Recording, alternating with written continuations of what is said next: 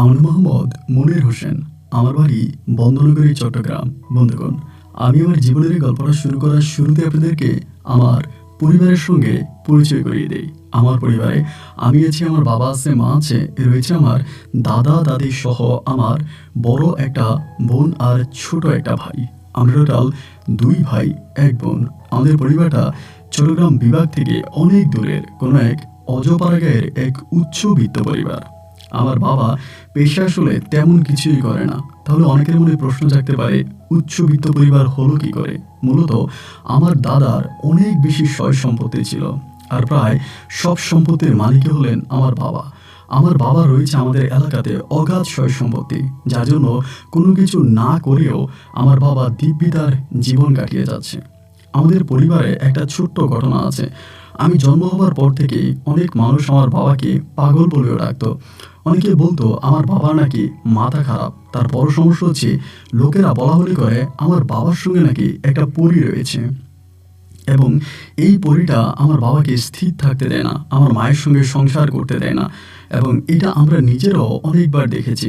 অনেক সময় দেখা যায় আমার বাবা হঠাৎ করে মেয়েলি কণ্ঠে কথা বলতে শুরু করে, মানে হঠাৎ করে মেয়েদের মতো কথা বলতেছে, আবার হঠাৎ করে মেয়েদের মতো উঠানের মধ্যে নাচতে শুরু করে, আবার হঠাৎ করে গাছে উঠে যায়।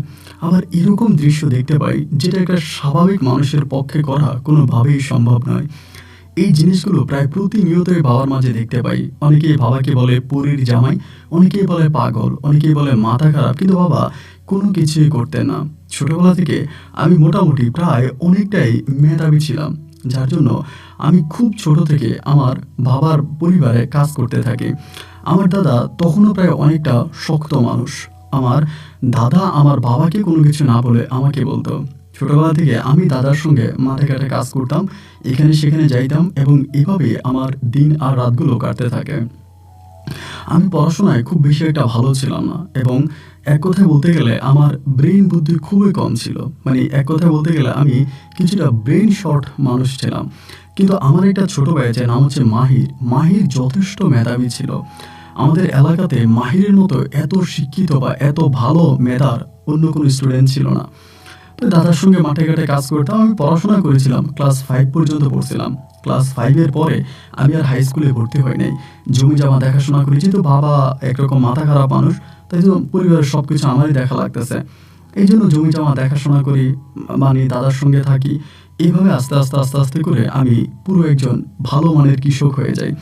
এবং আমাদের মানে উপজেলায় যে কৃষি অফিসার আছে, উনি মাঝে মাঝে খবর নেওয়ার জন্য, মানে আমার জমির খোঁজ খবর নেওয়ার জন্য আমার এলাকাতে আসতো। আমি বিঘায় বিঘায় সম্পত্তি, মানে আপনার চাষাবাদ করতাম। চাউল, তারপর আলু, গম, ভুট্টা থেকে শুরু করে অনেক ধরনের শাকসবজি আমি চাষ করতাম। এক কথায় বলতে গেলে গোটা এলাকাতে আমি একজন নামকরা কৃষকই হয়ে যাই। আবার আমার কিন্তু কৃষিকাজের উপরে ভালো অভিজ্ঞতা ছিল। আমি জমির দিকে তাকালেই ঠিক বলতে পারতাম যে এখানে কোন চাষ করলে সবচেয়ে ভালো ফলন পাওয়া যাবে। এই জন্য অনেকে জমিতে ফসল লাগানোর আগে আমাকে খবর দিয়ে নিয়ে যেতে বলতো যে মনির, এখানে কি লাগালে ভালো হয়। এইভাবে গ্রামের মানুষের সঙ্গে কৃষিকাজ করা, উঠা বসা, বিভিন্ন ধরনের গ্রামীণ অনুষ্ঠানে যাওয়া, এমন করতে করতে আমি মোটামুটি প্রায় অনেকটাই বড় হয়ে যাই। আমার ছোট ভাইটা তখন এসএসসি পরীক্ষা দেয়, এবং এসএসসিতে ও অনেক ভালো রেজাল্ট করে। আমার এত ভালো লাগে যে আমার বাবা যদি সত্যি মাথা খারাপ না হয়ে ভালো মানুষ হতেন, তাহলে সন্তানের এই খুশির দিনে, সন্তানের এই অর্জনে আমার বাবা কতই না খুশি হতেন। কিন্তু আমার বাবা মাথা খারাপ, একেবারে যে মাথা খারাপ তা নয়। দিনের হয়তো 12 ঘন্টা 14 ঘন্টা ভালো থাকে, আর বাকি সময় ওই রাস্তায় ঘুরে। অনেক সময় রাতের বেলায় রাত দুপুরে ঘর থেকে বের হয়ে পুকুর পাড়ে, খালের পাড়ে, এখানে ওইখানে বসে থাকে একা একা। বুঝতে পারি আবার সঙ্গে কিছু একটা আছে, এবং এটার জন্য চিকিৎসা কিন্তু কম করা হয়নি। অনেক ডাক্তার, কবিরাজ অনেক দেখানো হয়েছে। এই 1 মাস 2 মাস ভালো থাকে, আবার যেই শীত, কেউ বলে ব্রেনের সমস্যা। আচ্ছা, যাই হোক, ভাই এসএসসি পরীক্ষা দিল। এসএসসি পরীক্ষা দেওয়ার পর আমি তখন মাহিরে জিজ্ঞেস করলাম যে তুই কী করবি, মানে কোথায় পড়াশোনা করলে তোর জন্য ভালো হয়। আমাদেরটা তো এটা একটা প্রত্যন্ত এলাকা, এবং এটা মোটামুটি বলতে গেলে দেখা যায় যে শহর থেকে বেশ দূরে। তখন তাই আমি বললাম যে তুই যেখানেই পড়তে চাস, কারণ আমাদের তো মানে এই এমনি অনেক জমি জমা আছে, তোর জন্য লাগলে আমি একটু জমি বিক্রি করব। কিন্তু আমি জমি বিক্রি না করেও ফসল করে যেই টাকা পাই, আমাদের সংসার দিব্যি ভালোই চলে। তখনও আমার বললো যে ভাইয়া, ওই তখন আমাদের এলাকা থেকে অনেক দূরের একটা কলেজ আছে, বলো ওখানে ভর্তি হবে, কলেজটা অনেক ভালো। তাই আমি বললাম যে আচ্ছা ঠিক আছে, যে ওই কলেজে আমি তোরে ভর্তি করাবো। পরে ওই কলেজে ওরে ভর্তি করাইলাম। তা আমাদের বাড়ি থেকে কলেজের যাতায়াতটা অনেক দূরে, এখান থেকে প্রতিদিন গিয়া ক্লাস করে আবার ফিরে আসা ওর জন্য অনেক দায় হয়ে যাচ্ছিল। তখন আমি ওরে বললাম যে তুই কী করবি, একটা কাজ কর, ওখানে যে হোস্টেল আছে ওই হোস্টেলে থেকে পড়াশোনা কর। ও বলতেছে ওই হোস্টেলগুলো ভালো না, কলেজে যে হোস্টেল আছে এটা ভালো না, ও ওই কলেজে পড়বেই না। 3 মাস পর্যন্ত পড়ছে এবং 3 মাস পরে কলেজ পাল্টিয়ে ও আরও শহরের দিকে, মানে শহরের কাছাকাছি চলে যায়, মোটামুটি শহরের ভিতরেই বলতে পারেন, ওই দিকেও চলে যায়।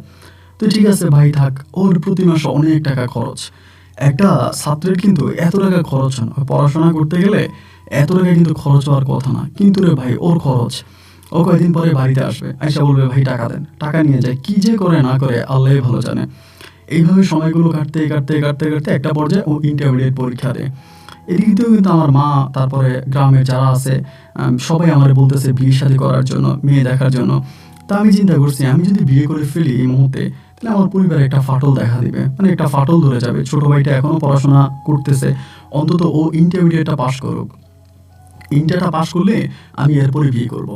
অন্তত ইন্টারটা আমি ওরা পাস করাই দিই, এরপরে ইন্টার পাস করে ফেললে অনার্সে ভর্তি হলে ও নিজেরটা নিজেই করতে পারবে।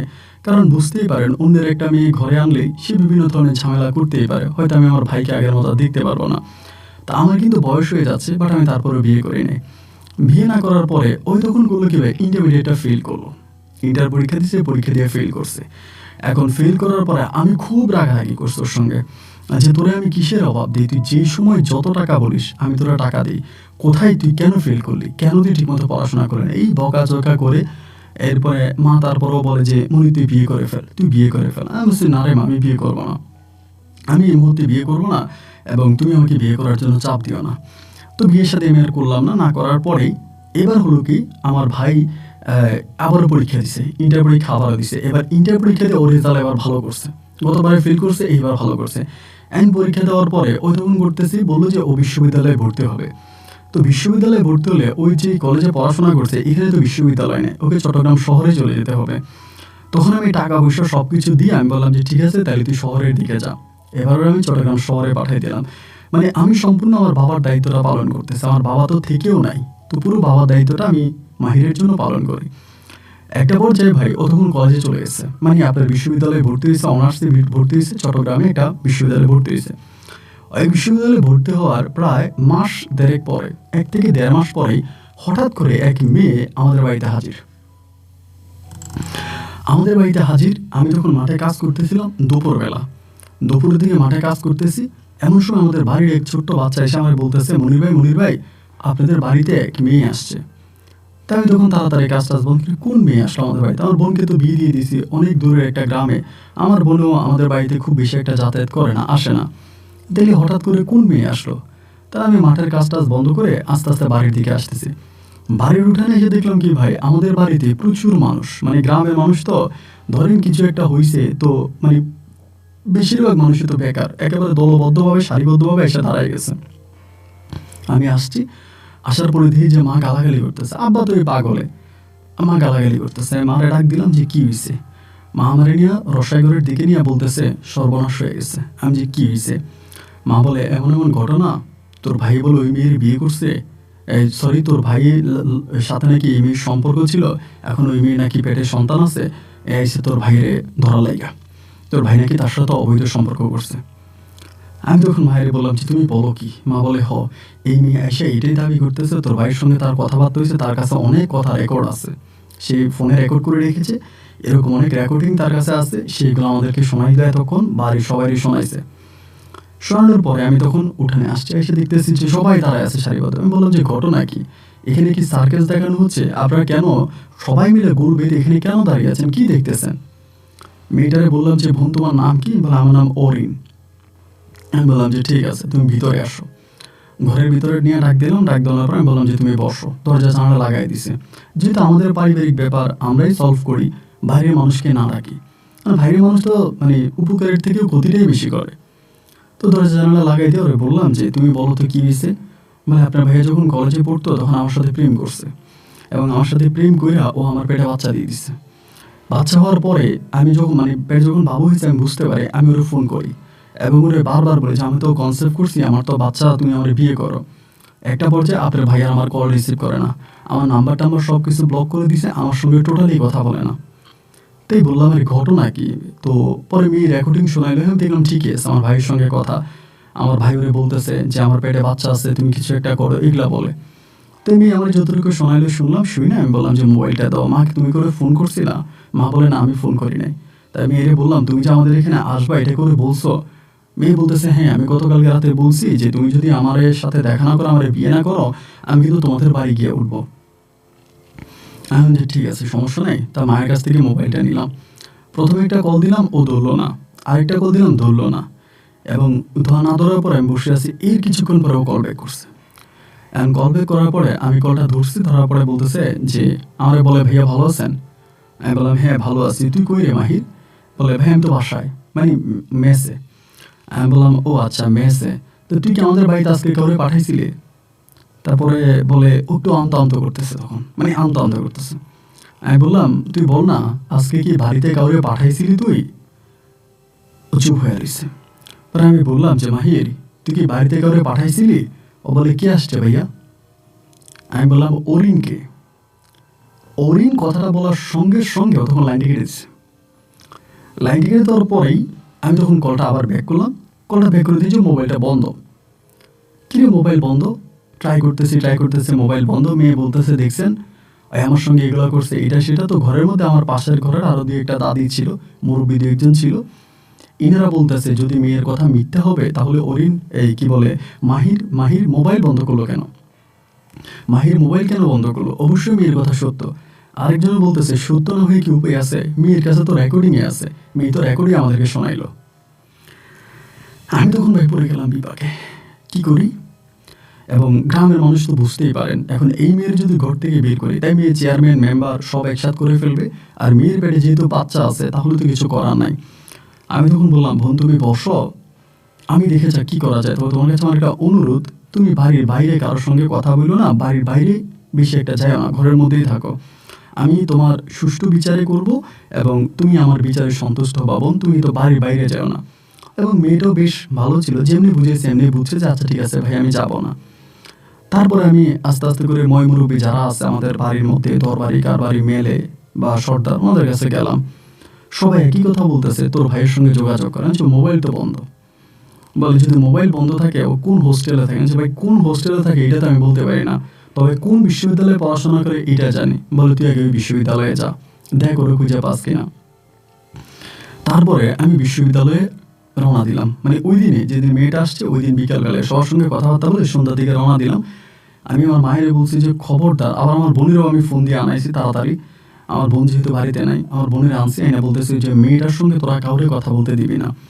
আমাদের বাড়ির আমাদের গ্রামের মানুষ তো খারাপ, তারা তো কোনো একটা জিনিস পাইলে এটারে মাথায় নিয়ে নাসে। তা খেয়াল রাখবি যাতে কেউ তার সঙ্গে কথা বলতে না পারে, তোরাই কথা বলবি আর বাইরের মানুষের সঙ্গে কথা বলাবি না। মাগরিবের নামাজটা কোনোরকম পড়ছি ভাই, বইরা কান্না করতেছিলাম, চোখে পানি চলে আসছে যে আসলে ছোট ভাইটার জন্য কি না করছে, নিজের শাক আহ্লাদ। আমি বুড়ো হয়ে গেছি প্রায়, তাও বিয়ে করলাম না শুধু ওর জন্য। ও অন্তত ভালো একটা রেজাল্ট করবে, ভালো একটা অবস্থানে যাবে। আমার বাবা তো পাগল, তাই আমি ওরা যদি মানুষ করতে পারি, বাবার দায়িত্বটা পালন করি বড় ভাই হিসাবে, আমি কিন্তু কী করলাম না আমি ওর জন্য বলেন। দিন শেষে ও এমন একটা অঘটন ঘটাই দিল। পরে কান্নাকাটি মাটি কইরা আস্তে আস্তে চট্টগ্রামের দিকে রওনা দিলাম। রওনা দেওয়ার পরে চট্টগ্রামে ও যে বিশ্ববিদ্যালয়ে পড়ে, রাতে বেলা তো আর সম্ভব না। আমি রাতে আমাদের এক আত্মীয় আছে চট্টগ্রামে, ওনাদের বাসায় ছিলাম। ওনাদের সঙ্গে তখন বিষয়টা আলোচনা করলাম। তারাও বলে মাহির ছেলে হিসাবে ভালো না, অনেক মেয়ের সঙ্গে এইসব সেসব করে বেড়াইছে, তাদের কাছে অনেক অনেক রিপোর্ট আছে। তাদের ঘরে এক ছেলে আছে মাহিরের সঙ্গে কথাবার্তা বলতো মাঝে মাঝে। ওই নাম হচ্ছে হাবিব। ওই বলতেছে যে ভাইয়া আসলে মাহির ভাইয়া এরকম এরকম, মাহির ভাই কিন্তু চরিত্র ভালো না, বিভিন্ন মেয়েদের সঙ্গে খারাপ কাজ করছে। রাতে ঘুমাইতে পারি না, ওনাদের ঘরে চটপট করছে। সকালবেলা ভোরে উঠে আমি ওর বিশ্ববিদ্যালয়ে গেলাম। যাওয়ার পরে বিভিন্ন ছেলেদেরকে দেখাইতেছে, এর মাঝে কিছু ছেলে ওর ছবি দেখে চিনতে পারছে এবং বলে ভাইয়া ও তো কয়েকদিন ধরে মানে বিশ্ববিদ্যালয়ে আসে না, এই 15 দিন 20 দিনের মতো বিশ্ববিদ্যালয়ে আসেই না। তাই আমি বললাম ওই আসে না, বলে না বিশ্ববিদ্যালয়ে ভাই আসে না। আমি হোক থাকে কোথায়, বলো ভাই সেটা বলতে পারি না। আগে হচ্ছে জহুরুদ্দিন আপনার একটা হল আছে ওখানে থাকতো, এখন ভাইয়া কই থাকে তা জানি না। নাম্বারে ট্রাই করি না, ওর নাম্বারে কোনো লাইনই পাই না। আর এদিক দিয়ে মা বাড়ি থেকে ফোন দিয়ে বারবার বলতেছে তুই তাড়াতাড়ি কিছু একটা কর, তাড়াতাড়ি কিছু একটা কর। এই মেয়ে নেলে পুলিশের কাছে যাবে, এই মেয়ে আইনের কাছে যাবে, আমাদের জেল খাটাবে, আমাদের সারা জীবন জেল খাটা লাগবে। এই মেয়ে পুলিশের কাছে যাবে এবং গ্রামের মানুষও আস্তে আস্তে মেয়ের পক্ষ নিতেছে। এই কথা বলার পরে আমি তখন কি করলাম ভাই, সারাটা দিন ঘুরলাম, আসরের আগ পর্যন্ত পাই নাই। না পাইয়া পরে আর আমার যে আত্মীয়র বাড়ি আছে, আত্মীয়র বাড়িতে যাই নাই, বাসায় যাই নাই, আমি ওইখান থেকে বাড়িতে রওনা দিছি। মাগরিবের অনেকটা পরে বাড়িতে আসছি, মাগরিব বলতে প্রায় এসার পরে। তো রিক্সা নিয়ে স্টেশন থেকে আসতেছি, তো আমাদের বাড়ির সামনে কিছু দোকানপাট আছে, চৌমুনি আর কি। এই চৌমুনিতে এসে তখন নামছে, নামার পরে আমাদের এলাকার মেম্বার সাহেব আমার ডাক দিছে। আমি চাচ্ছিলাম যে ওনাদের সঙ্গে আমার এই টাইমটাতে দেখা হোক, আমি এটা চাচ্ছিলাম না, কিন্তু দেখা হয়ে গেল। যাই হোক, ডাক দিছে পরে আমি আসছি। আমারে বলতেছে যে কেমন আছিস রে বেটা? আমি বললাম জি ভালো আছি। পরে চায়ের দোকানের ভিতরে উনি কথাটা উঠে দিছে। উঠে যাওয়ার পরে আমি বললাম যে কাকা একটা কাজ করেন, তো দোকান আপনি একটু উঠে আসেন, আপনার সঙ্গে আমি একটা আলাদা কথা বলি। তা আমি ওনারা ডাক দিয়েছি উঠে আনার জন্য। পিছন থেকে চায়ের দোকানের অন্য মানুষগুলো বলতেছে, দুই ভাইয়েরে জুতার মালা পরায় গ্রাম থেকে বের কর। আমি শুনতেছি, তারপর আমি কিছু বলি নাই। আমি ওনাদের সাইডে ডাক দিলাম, ডাক দিয়ে বললাম যে কাকা চায়ের দোকানে না বইলা আপনি এখানে তো বলতেন। উনি বলে চায়ের দোকান তো একটা সামান্য বিষয়, তোদের এই খবর তো সংসদে চলে গেছে, এটা সংসদে স্পিকারের কানে চলে গেছে। কি শুরু করছে সেগুলো তোরা দুই ভাই মিলে? গ্রামে তো আমরা বসবাস করি, ছেলে মেয়ে নিয়ে, আমাদের তো একটা সমাজ আছে। তোর বাপে কোন পুরীর পিছনে পাগল হইয়া ল্যাংটা হইয়া রাস্তায় হাঁটে, এটা হয় মেনে নিলাম, মাথা খারাপ মানুষ। কিন্তু তোর ভাই তুই কি শুরু করছিস? মেয়ের পেটে বাচ্চা নিয়ে আমি বাড়িতে আসছে, আজকে রাতের ভিতরে এটা সমাধান করবি। যদি রাতের মধ্যে সমাধান না করিস তাহলে সকালবেলা তোদের বাড়িতে পুলিশ আসবে, এরপরে আমার আর কোনো কিছু বলতে পারবি না বাবা। আমি বলে দিছি যা তাই। আমি যে ঠিক আছে কাকা, আমি দেখতেছি। বাড়িতে আসছে, আসার পরে কেউ ঘুমাইতেছে না, সবাই বসে আছে, মা বোন সবাই। মারা ডাক দিলাম, মা ঘটনা কি করা যায়? মা বলে বাবা রে, ঘটনা আমি কিছু বুঝি না, আমি কিছু বুঝি না রে বাবা, আমি জানি না কি হবে না হবে। তবে আমাদের বাড়িতে একবার চেয়ারম্যান আসছে, একবার মেম্বার আসছে, সবাই এসে ধমকাধমকি করে গেছে, কালকে সকালে নাকি পুলিশ আসবে। তাই আমি কি করবো বুঝতেছি না। মেয়েটারে ডাক দিলাম, মানে ওরিনটা ডাক দিলাম, ডাক দিয়ে বললাম যে তুমি আমার কাছে সত্যি করে বলো তো আমরা এখন কি করতে পারি? তুমি তো জানো যে মাহিরের কোনো খোঁজ খবর পাইতেছি না, মাহিরকে পাইতেছি না, এবং মাহিরকে পাওয়াও যায় না। অনেক খোঁজাখুঁজি করলাম, আমি চিরঙ্গে পর্যন্ত গিয়ে খুঁজে আসলাম। মেয়ে বলতেছে ভাইয়া পাবেন না তো এখন তো আর ওরে পাবেন না, কারণ আমার পেটে বাচ্চা দিয়ে দিচ্ছে, এখন আর আমার ওর কী দরকার, এখন তো আপনার ওরে পাবেন না। তো ঠিক আছে, যদি আপনারা রাতের মধ্যে একটা ব্যবস্থা না করেন, আমি সকালে আপনাদের ঘরের সামনে আমি বিষ খেয়ে মরবো, আমি ফাঁসি দিয়ে মরবো।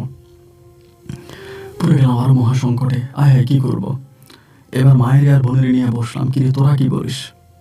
এর ভিতরে ফাট করে আমার মা একটা কথা বলে বসছে, বলতেছে একটা কাজ কর, মেয়েটা যেহেতু চলেই আসছে আর এটা তো অবৈধ সন্তান, তোর বাইরের সন্তান, তুই মেয়েটার বিয়ে কর। একথা বলে মা আমার হাত ধরে হামা করে কান্নাকাটি করতে শুরু করছে, মানে একেবারে ছোট বাচ্চাদের মতো কান্না করতে শুরু করছে। আমি মায়ের বলতেছি তুমি কান্না করো না, কান্না করে কী হবে বলো? তুমি আমাদেরকে ছোটবেলা থেকে, বাবা তো পাগলই ছিল, মাথা খারাপই ছিল, ধুইরা বাইটা তারে আনতা, এরপরে আমাদেরকে তুমি ছোটবেলা থেকে এভাবে মানুষ করছো। আমিও বড় হওয়ার পর থেকে নিজের শখ আহ্লাদ যা আছে সব কিছু ধূলিসাৎ করছি শুধু মাহিরের জন্য। ও একদিন ভালো অফিসার হবে, সরকারি গাড়িতে বাড়িতে আসবে, গ্রামের সবাই বলবে, আমার বাবার নাম ধরে বলবে মৈতন পাগলার ছেলে আজকে অনেক বড় অফিসার হয়েছে। আমি তো এটাই চাচ্ছিলাম গো মা, এজন্যই তো নিজের সমস্ত কিছু ধূলিসাৎ করে বিসর্জন দিয়েছি। কিন্তু দিন শেষে তোমার ছেলে আমার সঙ্গে এটা কী করলো মা? আমার বড় বোন তখন আমার ধরে বলতেছে, কথা বলিস না রে মনির, মা যেটা কয় এটা মান। আমরা অনেক চিন্তা ভাবনা করে দেখলাম, এছাড়া আমাদের কাছে আর কোনো পথ খোলা নাই। আমরা যদি আজকে রাতের মধ্যে এটার একটা বিধি ব্যবস্থা করতে না পারি, সকালবেলা দেখা যায় পাড়ার মানুষ আমাদের বাড়িতেই শুটবে। এরপরে কি করব না করব তার কোনো ঠিক নাই। বাজান রে, আমার মা বলতেছে, বাজান রে তুই রাজি হয়ে যা। মা আর বোনের মুখের দিকে তাকায়া আমি বললাম, আমি না হয় রাজি হইলাম, তোমাদের কথা মানলাম, তোমাদের কথা শুনলাম, কিন্তু যে মেয়ে পেটে বাচ্চা নিয়ে, আমার ভাইয়ের পেটে বাচ্চা নিয়ে আমার বাড়িতে আসছে, ওই মেয়েকে আমার বিয়ে করতে রাজি হবে? আমার মা আর আমার বোন বলতেছে, তুই যদি রাজি থাকোস আমরা মেয়ের সঙ্গে কথা বলবো। আমি বললাম, মা আমি রাজি, কিন্তু আমার মনে হয় না মেয়ে রাজি হবে। কারণ মেয়ে যদি রাজি হইতো, মেয়ের চেহারা টেহারা তো খারাপ না, সুন্দরী আছে, মেয়ের তো অন্যত্র বিয়ে দিতে পারতো। মেয়ে তো আর পেটে বাচ্চা নিয়ে আমার বাড়িতে আসতো না। যদি আমার ভাইয়ের প্রতি তার টানই না থাকতো, তো আমার ভাই ছাড়া আমার বিয়ে করবে না। আমার মা বলে, আমি মেয়েটারে বুঝে শোনায় কথা বলে দেখি কি বলে।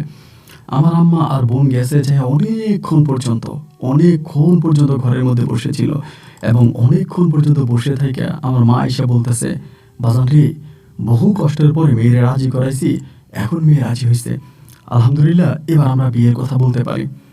তাই আমি তখন বললাম যে বিয়ের কথা যে বলবা, এখন এই মেয়ের ঠিকানা তো লাগবে, ঠিকানা ছাড়া তো আর বিয়ে হবে না। আমার আম্মা বলে আগে হুজুর ডাইকা কলমা পড়াই দিই, বিয়া পরে। এখন যেহেতু মেয়ের কাছে কোনো ডকুমেন্ট মেয়ে সাথে করে আনে নাই, আমরা হুজুর ডাইকা আগে সকালবেলা ফজরের পরে তোদের কলমাটা পড়াই দিই, আগে বিয়েটা হয়ে যাক, এরপরে গ্রামের লোকজন আসলে মেয়ে বলবে মেয়ের বিয়ে হয়ে গেছে, এরপরে মেয়ের ডকুমেন্ট কাগজপত্র সব কিছু আনা যাবে। আমার বোনে ফাট করে বলতেছে, মা সকালের জন্য অপেক্ষা করতেছেন কেন? হুজুরে ডাক দিলে তো হুজুরে এখনই আসবে, এখনই হুজুরে ডাক দিয়ে বিয়েটা করাই দেন, সকাল পর্যন্ত ঝামেলাটা রাখি না, রাতের মধ্যে মেয়ে আবার কি করে না করে, কি করে বসে তার তো কোনো ঠিক নেই, বিয়েটা এখনই করাই দেন। আমার মা তখন আমার বলে, মুনি তুই কি বলিস? আমি বললাম, তো আমার বোন তো খারাপ বলে নাই, বিয়ে যদি করাই দিবা তাই সকাল পর্যন্ত অপেক্ষা করে আর লাভ কি? তোমরা বললে আমি হুজুর ডাইকে আনবো। মা বলে, তাই ঠিক আছে, তুই একটা কাজ কর, তুই যাইস না, আমি অন্য কাউরে পাঠাইয়া মসজিদের হুজুরে আনতেছি, তুই পায়জামা পাঞ্জাবি পর।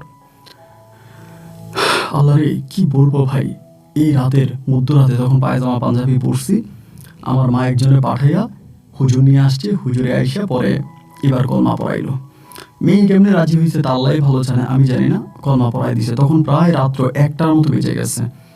বিয়ে শাদীর পরে এই মেয়েরে আর আমারে আমার মা এক করে দিছে, কোনো বাসর কম না, কোনো ফুল নাই, কোনো কিছু নাই, মানে প্রথম আমাদের রাত কাটলো এই ঘরে। তার সঙ্গে পুরোটা রাত কাটাইলাম, গল্প গুজব করলাম, কথাবার্তা বললাম, কি আর করা। সকালবেলা আস্তে আস্তে করে মানুষজন আসতে শুরু হলো আমাদের ঘরে। আমার আম্মা আবার সকালে ভোরেই করছে কি, গণেশদার দোকান থেকে মিষ্টি নিয়ে আসছে। দাদা সকালবেলা ভোরেই গিয়ে ওইখান থেকে মিষ্টি মানিয়ে আসছে আইনা। এবার এবার মা যেই আসতেছে মিষ্টি নেন, যেই আসতেছে মিষ্টি নেন, মানে সবার হাতে হাতে আমার মিষ্টি ধরাই দিতেছে। সবাই বলতেছে যে ঘটনা কি, মিষ্টি কি? বলে আমার ছেলের সঙ্গে এই মনিরের সঙ্গে বিয়ে দিয়ে দিছে ওইটারে। তো সবাই বলে, আল্লাহ তুমি এটা কি করলা? ছোট ভাইয়ের বাচ্চাদের মহিলার মেয়েটার পেটে, তা বড় ভাইয়ের কেমনি বিয়ে করাইলা? মা বলে, কি বিয়ে না করাই কি মেয়েটা এখানে মারা যাবে, এরপর আমরা জেল খাটবো? তো গ্রামের অনেকে অনেক ছোটখাটো অনেক কথাই বলছে, আমার আম্মা ওই কথার কোনো গুরুত্ব দেয় নাই। আমার আম্মা বলে, মাহির আর মহিন, মাহির আর হচ্ছে মনির একই বয়সী, ওদের বয়সের মধ্যে অতটা কোনো মানে ফেরাক নাই, ওরা একই বয়সী। তারপরও সবাই বলা বলি করতেছে যে না, কাজটা ভালো হয় নাই। তো লোকের কথায় কি আর আসা যায়, আমরা মানুষের কথা চিন্তা করে তো লাভ নেই, আমাদের তো জেলেই খাটা লাগতো। তো যেহেতু আমি এটা করেই ফেলছি, তা আমি আমার মতো করে চলতেছি। এরপর কিন্তু আর মাহিরের কোনো খবর নিতেছি না, মাহিরের কোনো খোঁজ খবর নাই, ওর সঙ্গে আর কোনো যোগাযোগ রাখতেছি না। তো মেয়ে যেহেতু আমার সংসার করতেছে, প্রায় 2 থেকে 3 দিনের মতো কেটে গেছে। 2-3 দিন পরে তখন আমার আম্মা বলতেছে যে তোমার তো 2-3 দিন এখানে কেটে গেল, আমাদের সঙ্গে সংসার দিয়েও করতেছো, আমার ছেলের সংসার করতেছো, এই পর্যন্ত তোমার বাপ মা তোমার কোনো খোঁজ খবর নেয় নাই, বা তুমিও আমাদেরকে তোমার বাপ মার সঙ্গে কথা বলাই দাও নাই। মূলত কে তোমার বাবা, কে তোমার মা, এটা তো আর আমরা জানি না, আমাদের সঙ্গে কি একটু কথা বলাই দিলে ভালো হতো না? মেয়ে বলতেছে, আমি বাড়ি থেকে পালিয়ে আসছি, আমি পালিয়ে চলে আসছি, আমার বাপ মা অনেক সম্ভ্রান্ত পরিবারের, আমি যেহেতু চলে আসছি পালাইয়া, এখন আমার বাপ মা তো আমার আর মেনে নিবে না, মেনেও নিবে না। আর আমি আমার বাপ মায়ের সঙ্গে কোন মুখে কথা বলবো, আমি কোন মুখে কথা বলবো, আমি তাদের সঙ্গে কথা বলতে পারবো না। এইভাবে প্রায় দিন রাত গুলা কাটতেছে, কাটতে কাটতে কাটতে কাটতে প্রায় অনেকগুলো দিন কেটে গেছে। অনেকগুলো দিন কেটে যাওয়ার পরেই তো যেহেতু মেয়ে আর তার বাপ মায়ের ঠিকানা দেয় না, কোনো খোঁজ খবর তাদের আনে না, সে যদি নিজেই বলতেছে তারা মানবে না, তা আমরা আর বিষয়টা নিয়ে কথাবার্তা বলিনি। এভাবে অনেক দিন কেটে যাওয়ার পরে একদিন হলো কি, আমি মাঠে কাজ করতেছিলাম, সকাল 10টার মতো বাজে। তো কাজ করতেছি, তো ওই সময় হলো কি, সকাল 10টার দিকে আমার ভাই মাহিরের সঙ্গে আমাদের গ্রামে চলাফেরা করতো আপনার একটা ছেলে, নাম হচ্ছে রোকন। তো খোকন। তাই খোকন বললো কি, এই সকালে যখন আমি কাজ করতেছি, সকালে খোকন আমার কাছে আসছে। ভাইয়ের সঙ্গে পড়াশোনা করতো বা আমার ভাইয়ের সঙ্গে যোগাযোগ ছিল, ওরও জিজ্ঞেস করছে, ও বলতেছে যে না, ইদানিং তার সঙ্গে যোগাযোগ নাই, কিছুদিন আগেও জিজ্ঞেস করছে। পরে আমার বলতেছে যে ভাই কি করেন? আমি যে মাঠে কাজ করতেছি। কেন, কিছু বলবি? আমাদের মাহিরের কোনো খোঁজ খবর আছে? পরে বলতেছে, না ভাই, মাহিরের তো কোনো খোঁজ খবর নেই, আপনি নতুন বিয়ে শাদী করলেন, আমাদেরকে জানাইলেন না, এটা দাওয়াত দিলেন না। আমি বললাম, তোর বন্ধুকে দাওয়াত দেওয়ার কোনো রাস্তা রাখছে? তোর বন্ধুর পাপ আমি কাঁধে নিলাম, আমি কি করব বল? ওই তখন বলে, ভাই আপনি কি কাজটা ভালো করছেন? আমি বললাম, কোনটা? বলে, চিনা নাই জানা নাই একটা মেয়ে আইসা হঠাৎ করে বলতেছে যে তার পেটে মাহিরের বাচ্চা, এবং আপনারা এটা নিয়ে একদম উঠে পড়ে লাগছেন, লাগে মেয়েটার বিয়ে করে ফেললেন, এটা কি কাজটা ভালো হইলো? আমি তখন বললাম, আরে তুই তো উল্টো কথা বলতেছিস কেন? মেয়ে বলতেছে মেয়ের পেটে বাচ্চা, মেয়ের কাছে রেকর্ডিং আছে, এবং আমরা মাহিরে ফোন দিলাম সত্যতা যাচাইয়ের জন্য, ও মোবাইল বন্ধ করে দিছে। আমি চিটং পর্যন্ত গিয়ে ওরা তন্ন তন্ন করে খুঁজলাম, কোথাও পাইলাম না। এখন তুই উল্টা কথা বলতেছিস, এগুলো কি বলতেছিস? আমার বলে, ভাই আপনি রাগ করেন না, আমি আপনাকে আসলে রাগ করার জন্য বলি নাই। আমার কাছে মনে হয় যে চিনা নেই জানা নাই এরকম একটা মেয়ের হঠাৎ করে বিয়ে করে ফেলাটা আপনার উচিত হয় নাই। আমি বললাম, দেখ উল্টাপাল্টা কথা বলিস না, এখান থেকে যা, রাগ উঠাইস না। অনেক রেগে গেছিলাম। পরে ও খোকন আমার কাছ থেকে চলে গেছে। তারপরে আমি কি করলাম, বাড়িতে আসছি। বাড়িতে আইসা আপনার দুপুরে খাওয়া দাওয়া করলাম এবং এই অরিনের সঙ্গে কথাবার্তা বললাম। যাই হোক, ওই দিনটা কেটে গেছে। সন্ধ্যার পরে আমি তখন চা খাওয়ার জন্য একটু দোকানে যাই। মাঝে মাঝে মাগরিবের পরে একটা অভ্যাস হয়ে গেছে আর কি, যেহেতু গ্রামের ছেলে। মাগরিবের পরে দোকানে গেলাম, চাটা খাইতেছি। আবার আমার কিন্তু গ্রামের সবাই ভয় পায় মোটামুটি। ওই সময় কিন্তু কেউ কিছু বলতেছে না, মানে কয়েকজন ছাড়া মোটামুটি সবাই ভয় পায়। তো চা পানি খেয়ে আমি আসতেছি, তখন এশার আজান দিছে, নামাজটা পড়ছি মসজিদে। এশার আজানটা দিছে, নামাজটা পড়ে আস্তে আস্তে বাড়ির দিকে আসতেছি। বাড়ির দিকে আসতে আসতে এখানে একটা মুইন্তাপাড়া বলে একটা জায়গা আছে। এখানে কিছু হিন্দু বাড়ি আছে। বাড়ির সামনে একটা মাঠের মতো আছে। মাঠের সামনে একটা বাঁচাই করা আছে। বাঁচাইয়ের মধ্যে দেখি কি আমার বন্ধু, আমার ছোট ভাইয়ের বন্ধু ওই খোকন ওখানে বসে আছে। বসে থাকা অবস্থায় বলতেছে যে, মনির ভাই আপনার জন্যই বসে আছে, একটু এদিকে আসেন। কি ব্যাপার? আমি যখন আস্তে আস্তে আসছি ওদিকে, এসে বললাম, কি হয়েছে বল। পরে বলতেছে, ভাই আপনার সঙ্গে আমার একটু কথা আছে। তাই কি কথা, কি হয়েছে? তা বলতেছে, ভাই আপনি যদি রাগ না করেন একটু মাঠের দিকে আসেন। ওর মানে কথাবার্তার ধাঁচ কিন্তু খুব বেশি একটা ভালো মনে হচ্ছে না। আসলে কেন ডাকতেছে, তার টার্গেট কি, তা তো আমি বুঝি না। মাঠের কোনার মধ্যে নিয়ে আমার হাত ধরে বলতেছে, ভাই আমি আপনার কিছু কথা বলতে চাই। কথাগুলো আসলে বলার জন্যই সকালে গেছিলাম, কিন্তু আপনি তো সকালে আমার সাথে রাগটা করে গেছেন, এই জন্য আর বলতে পারি নাই। আমি এখন আপনাকে বিষয়টা জানাতে চাই। তাই আমি বললাম যে, ঠিক আছে বল, আমার উপর রাগ করিস না রে ভাই, মাথা ঠিক নেই। তুই তো জানিস যে ঘটনা মাহির ঘটাই দিছে, মাথা ঠিক থাকে কেমনে? বল ভাই কি হয়েছে? আমার বলে, ভাই আমার আসলে মাহির গতকালকে রাতে ফোন দিছিল। আমি বললাম যে, গতকালকে রাতে মাহির তোরে ফোন দিছিল কেন? বলতেছে, ভাই কল দিছিল এটা বলার জন্য যে আসলে কিভাবে বলবো আপনার। আমি বললাম, তুই বলো না, সমস্যা নাই, বলো কি হয়েছে বলো। পরে আমারে বলতেছে, ভাই আপনি মহিলাটারে বিয়ে করে মোটেও ভালো করেন নাই। আমি বললাম, এটা তো তুমি সকালে একবার বলছো। বলে, আবার বললাম এই কারণে, মহিলার পেটের যে বাচ্চাটা আছে, যে বাচ্চাটা এখন মোটামুটি বড় হয়ে গেছে পেটে, ওই বাচ্চাটা মাহিরের বাচ্চা না। আমি বললাম, মানি মাহিরের বাচ্চা না মানি? বলে, হ, মহিলার পেটের বাচ্চাটা মাহিরের বাচ্চা না। আর মাহিরের সাথে ওই মহিলার কোনোদিনও অবৈধ কোনো সম্পর্ক হয় নাই। আমি বললাম, তাহলে কি হয়েছে? বলে, মূলত মাহিরে মহিলার সঙ্গে একবার না দুইবার দেখা করছে, কিন্তু তাদের মাঝে কোনো খারাপ সম্পর্ক হয় নাই। মহিলা মূলত মাহিরের সঙ্গে পরকীয়ায় লিপ্ত ছিল। মহিলার জামাই মূলত টিভি ঠিক করে, এরপরে ফ্যান ঠিক করে, ওইগুলোর দোকান আছে এবং ওইখানে মহিলার মানে দোকান আছে মহিলার জামাই। তো মাহিরের সঙ্গে রং নাম্বারে পরিচয়, পরে মাহির মহিলার সঙ্গে দেখা টাকা করছে। এদিকে মাহিরের জন্য মহিলা পাগল হয়ে গেছে। তো মহিলারও তার ওই যে মেকানিক হাজবেন্ডের মাধ্যমে তার পেটের সন্তান আসছে। এখন মহিলা মাহিরকে বলতেছে যে, তুমি আমাকে বিয়ে করে ফেলো, আমি বাচ্চা নষ্ট করে ফেলবো, যেহেতু আমার হাজবেন্ডের বাচ্চা আমি নষ্ট করে ফেলবো। এখন মাহির বলতেছে যে, না, তোমার বাচ্চা তুমি নষ্ট করবা কেন, তোমার বাচ্চা তুমি নাও। মহিলা বলতেছে, না, আমি বাচ্চা নষ্ট করবো, আমি তোমার সংসার করবো। এই কথা দুই কথার মাঝে মহির তখন হঠাৎ করে করলো কি, মেয়ের সঙ্গে কথা বলা বন্ধ করে দিল। এবং কথা বলা বন্ধ করে দেওয়ার পরে এই মেয়ে তখন টেকনিক করে বুদ্ধি খাটিয়ে এটা মাহিরের বাচ্চা বলে আপনাদের বাড়িতে উঠছে। আমি বললাম, এই মেয়ে তো আমাদেরকে রেকর্ড শোনাইলো। এই মেয়ে বলতেছিল মাহিরকে, আমার পেটের বাচ্চা, ওই আমার পেটে বাচ্চা আছে, এগুলো মাহিরকে বলতেছিল। আমার ওই ছোট ভাই খোকন তখন বলতেছে যে, ভাই এগুলো বলতেছিল ঠিক আছে, এই বাচ্চা যে মাহিরের বাচ্চা এই মেয়ের পেটে, এটা কি এই মেয়ে কখনো রেকর্ডিং আপনাদেরকে শোনাইছে?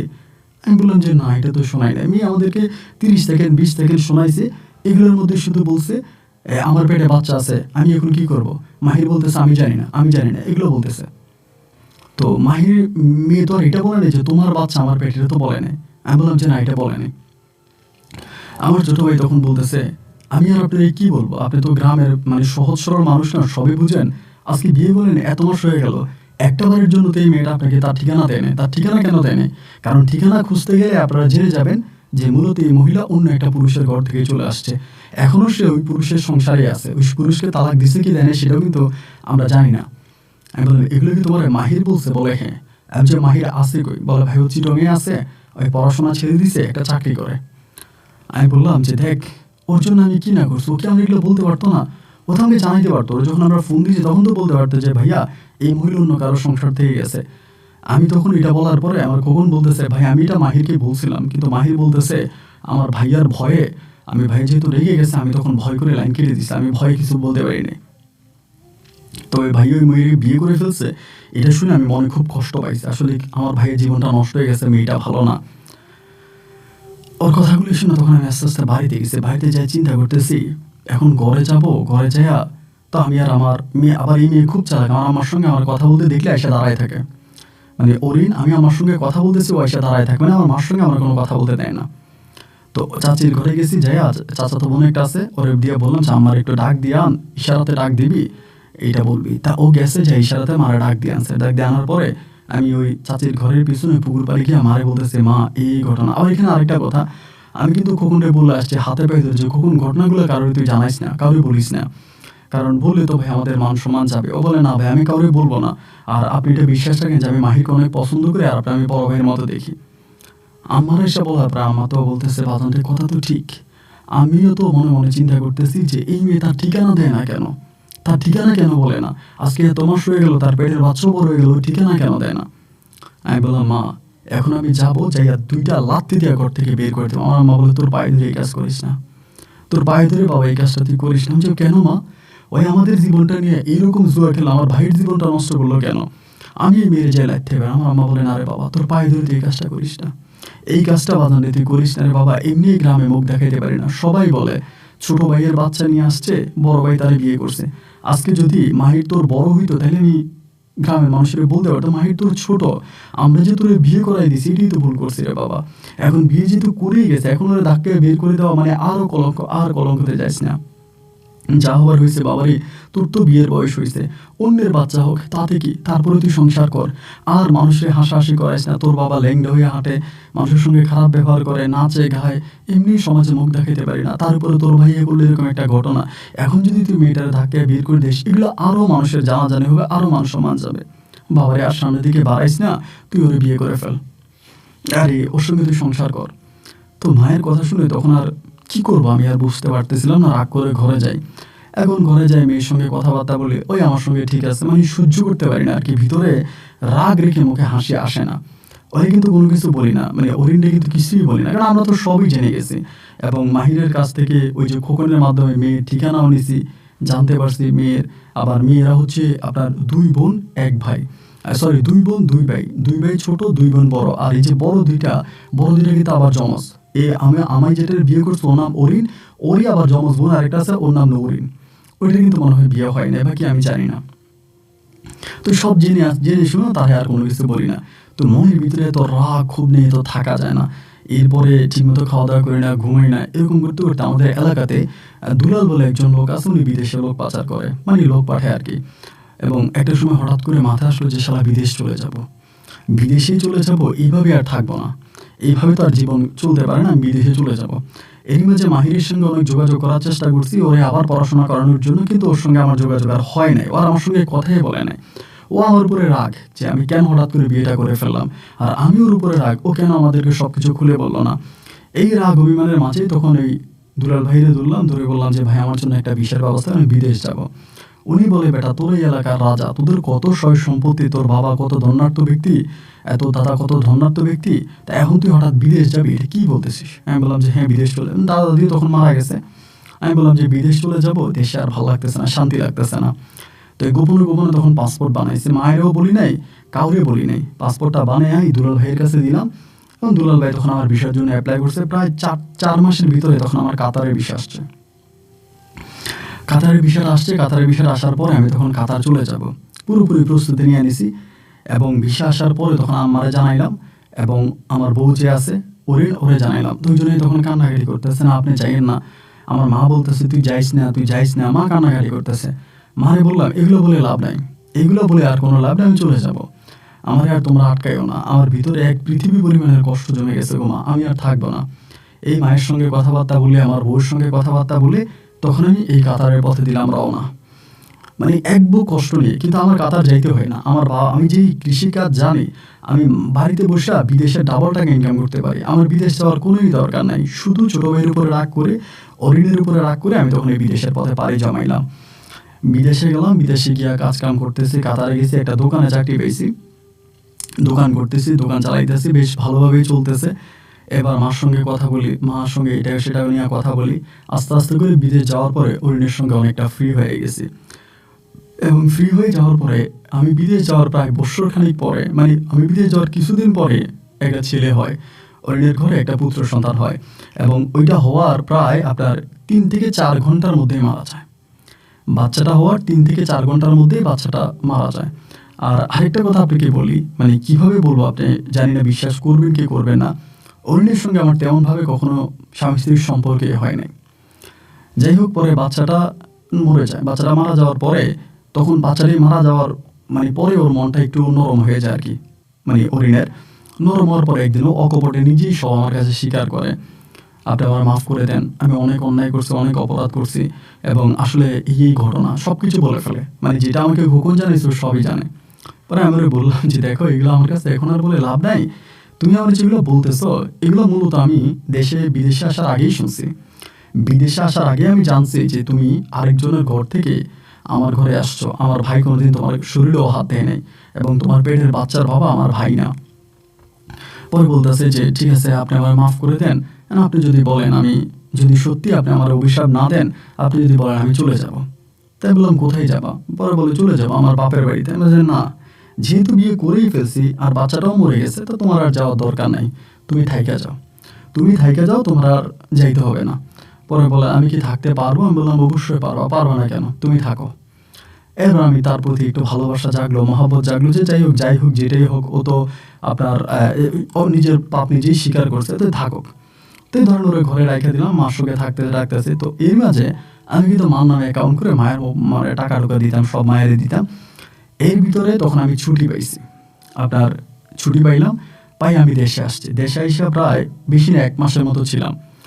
1 মাস থাকার মধ্যেই 1 মাস পরে 1 মাস তার সঙ্গে থাইকা স্বামী স্ত্রীর সম্পর্ক হয়, সব কিছু হয়। 1 মাস পরে আমি আবার চলে আসি, কাতারে আবার চলে যাই।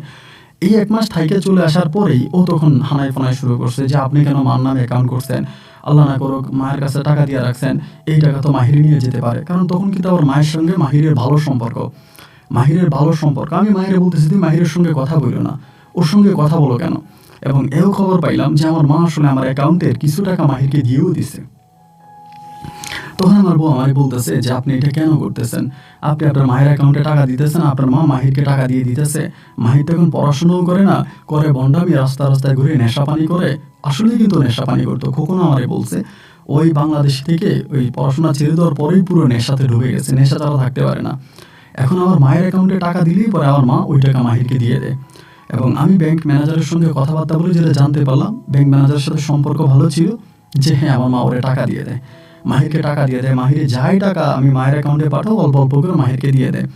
এই মাহিরে আমি বকা দিই, গালাগালি করি, আপনি কেন মাহিরের সঙ্গে কথা বলেন? আপনি তার সঙ্গে কথা বলাতেই তো ঠিক না, ওই তো অনেক খারাপ কাজ করছে, মা ওর সঙ্গে আপনি কথা বললেন না। মারে যতই বলি ওর সঙ্গে কথা বললেন না, ও খারাপ, ওর সঙ্গে কথা বলা বন্ধ করেন। কিন্তু কে শোনে কার কথা? আমার মা আমার ওইসব কথার কোনো গুরুত্ব দেয় না। আমার মা ওই মাহিরের সঙ্গে কথা বলেই বলে। একটা সময় রাগ করে তখন আমি মায়ের অ্যাকাউন্টে টাকা দেওয়া বন্ধ করে দিলাম। তো আমার তো বাংলাদেশে টাকা পাঠাইতে হবে। আমি নিজেই তখন আমার বউরে বললাম যে ওদিন তুমি অ্যাকাউন্ট খোলো, আমি তোমার অ্যাকাউন্টে টাকা দিব, আমি ওই মহিলার অ্যাকাউন্টে টাকা দিবই না। সে কেন মাহিরকে টাকা দেয়? পরে আমার বউ বলে তা আমি তাহলে অ্যাকাউন্ট খুলি। পরে আমার বউ করলো কি, কৃষি ব্যাংকে একটা অ্যাকাউন্ট খোলে। এবং কৃষি ব্যাংকে অ্যাকাউন্ট খোলার পরে আমি তখন আমার বউর অ্যাকাউন্টে টাকা পাঠাইতাম, আর আমার সঙ্গে কথা বলতাম না ওই মাহিরের বিষয় নিয়ে। যে ঠিক আছে, তুমি যদি এখনও মাহিরকে টাকা দিতেছ তাহলে তুমি মাহিরকে নিয়েই থাকো, তুমি আর আমার কথা কিছু বললো না, আমি তোমার কথা শুনতেও চাই না। আমার মায়ের খাতা, আমার বুক থেকে মায়ের নামটাই আমি কাটা দিয়ে দিব। আমার জীবনটা এইভাবে নষ্ট করলো, পড়াশোনা শেষ করলো, তুমি কেন ওর সঙ্গে এখনও কথা বলো? যেহেতু তুমি ওর সঙ্গে কথা বলো, তুমি আর আমার সঙ্গে কথা বলবা না। মায়ের সঙ্গে টোটালি কথা বন্ধ। আমি তখন আমার বউর অ্যাকাউন্টে টাকা দিতেছি। আমার বউ তখন আমার সঙ্গে খুব ভালো আচরণ, ব্যবহার ভালো, মানে খুব মিষ্টি ব্যবহার করতেছে। এবং এরকম করতে করতে প্রায় অনেকগুলো দিন কেটে গেল। তো আমার বউর অ্যাকাউন্টে তখন প্রায় অনেক টাকা হয়ে গেছে, প্রতি মাসে টাকা বাড়াইতে। পরে আমি বললাম যে ওরিন একটা কাজ করো, একটা মানে আমার নামে একটু জমি কিনো, মানে সরি জমি বলতে ওই একটা তো কিনো, আমাদের তো জমি জমা ছিল আপনার ধানিতে, কিন্তু আমি বললাম যে শহরের দিকে একটু জমি কিনো। তখন ওর বাবা কিন্তু আবার খুব মানে আপনার আর কি ওই গ্রামের ভিতরে মোটামুটি প্রভাবশালী লোক, ক্ষমতাধর লোক, এবং উনি আবার ওই আমি নীতি বা জায়গাটাকে এগুলো বুঝে। তা বললাম তোমার আব্বার সঙ্গে কথাবার্তা বলো, আমার জন্য একটু জায়গা দেখো।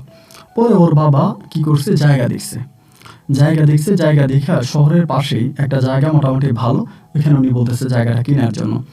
তখন আমি বললাম যে ঠিক আছে, 44 লাখ টাকা আসছে জায়গার দাম। ওই সময় এটা একদম শহরের আপনার কাছাকাছি, শহরের ভিতরেই বলা চলে। 44 লাখ টাকা জায়গার দাম আসছে। তখন ওর অ্যাকাউন্টে ছিল তখন মনে হয় প্রায় 25 লাখ টাকার কাছাকাছি। ওর এই 25 লাখ টাকা এবং আমি সহ নিজ থেকে কিছু টাকা দিলাম, দেওয়ার পরে তখন এই জমিটা ওরা কিনছে।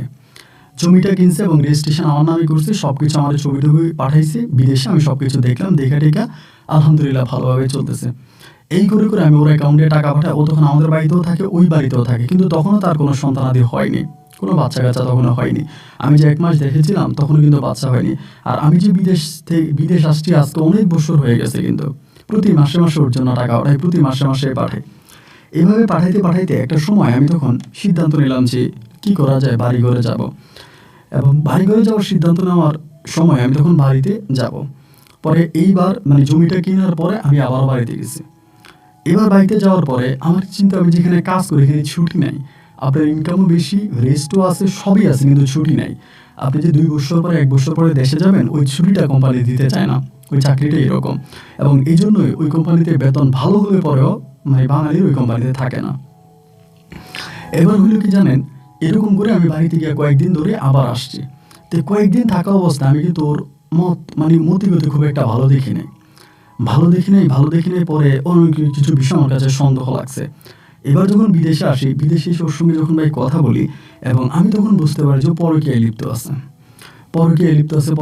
আছে এবং বিভিন্ন ছেলেদের সঙ্গে ওর উঠা বসা বা মোটামুটি খারাপ সম্পর্ক ছিল, আমি বুঝে গেছি। তারপরে করলাম কি, একটা সময় আমার তার যে ইমুটা আছে, ইমুতে তার সঙ্গে তখন কথা বলি, তার ইমুটা আমি হ্যাক করলাম। ইমুটা তখন প্রথম বের হয়েছে, ইমু এতটা প্রচলিত না ওই সময়, কিন্তু ওর মোবাইলে ইমু ছিল। ইমুটা আমারই এক কাতারি এক ইন্ডিয়ান বন্ধু আছে, ওর মাধ্যমে বহু কষ্ট করে ইমুটা হ্যাক করছে, ওর কাছ থেকে কোড নাম্বার নিয়েই হ্যাক করছে, ও কিন্তু বলতে পারবে না। ইমুটা হ্যাক করার পরে ভাই আমি তখন দেখতেছি ইমুতে ওই বিভিন্ন ছেলের সঙ্গে কথা বলতেছে, এবং শুধু কথাই বলে না, বিভিন্ন ছেলেদের কাছে যায়, ওর বাড়িতেও আসে, বিভিন্ন ছেলেরা, 1-2 না। মানে আপনারা কি বলবো, তখন মনে হয়েছে আমার ভিতরটা মনে হয় ফাইটে গেছে। তখনই আমার মনে ডাউট লাগছে যে জমিটা সে কি করছে, জমিটা কি আদৌ আমার নামে করছে, কারণ আমি তো ডকুমেন্ট কিছু চেক করি নাই। ওরে বিশ্বাস করে টাকা দিচ্ছে, ওর বাপের বিশ্বাস করে টাকা দিচ্ছে।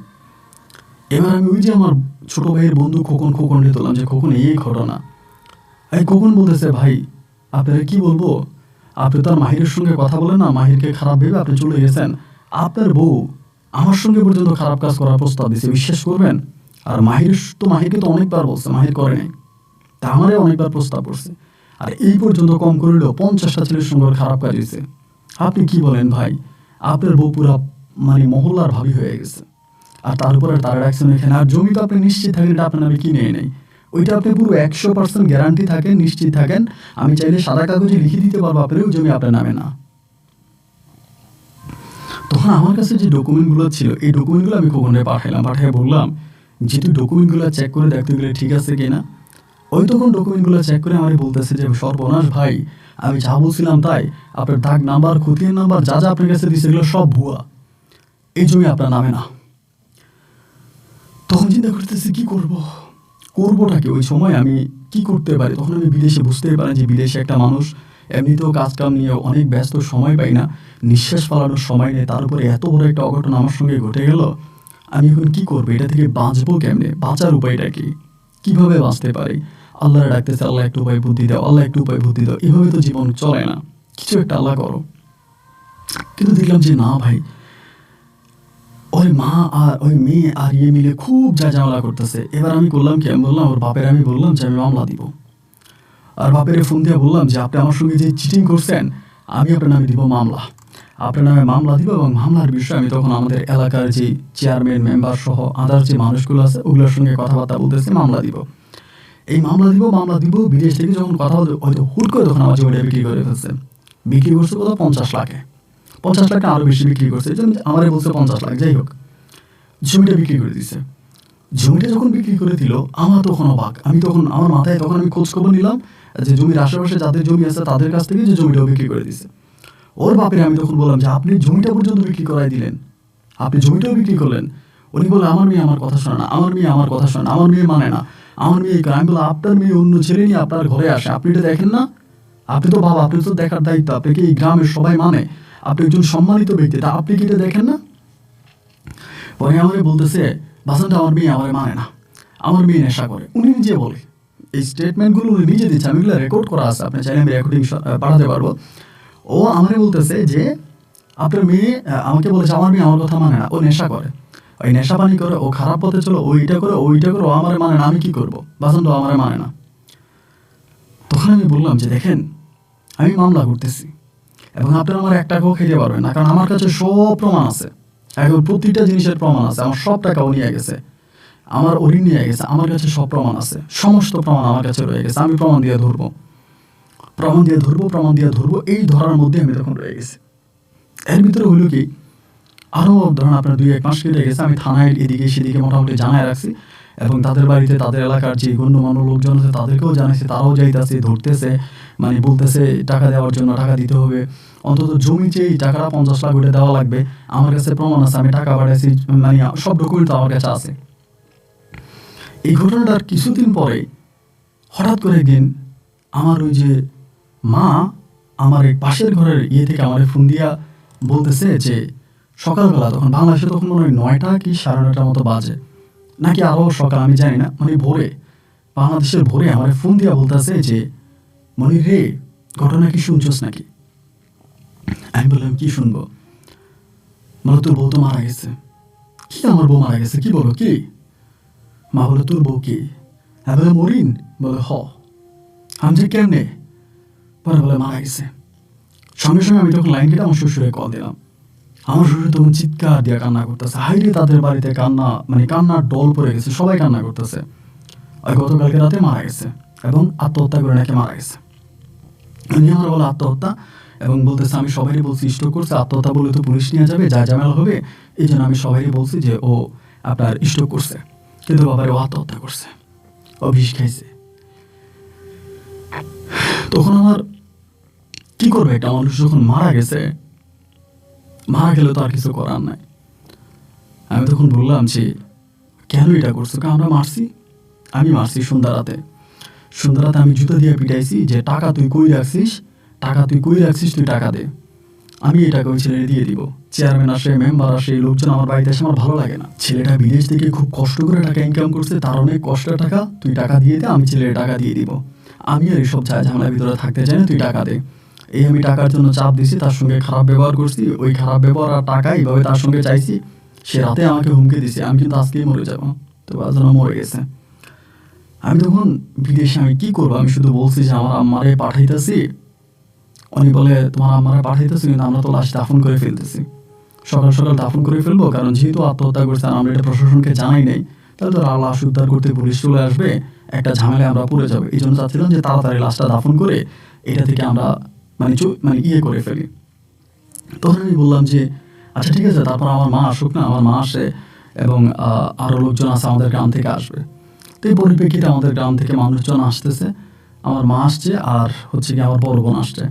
মা আর বড় বোন এসে তখন মাটি দিয়ে দিছে, লাশ মাটি দিয়ে দিছে, সবাই কান্না করতেছে। তাই আমার মা বলতেছে যে কান্না করে কি করবি, আমিও মানে মনটা খারাপ হয়ে গেছে ভাই, শত্রু হোক যাই হোক যেটা হোক সংসার তো করছি, ওর প্রতি মায়া এত ছিল, 2-2 বার দেশে গেলাম, ওর সঙ্গে তো ছিলাম, তো ভালো তো বাসছিলাম, সে ভালোবাসা থেকে মনের সমস্ত রাগ অভিমানগুলা সম্পূর্ণ কেটে গেছে।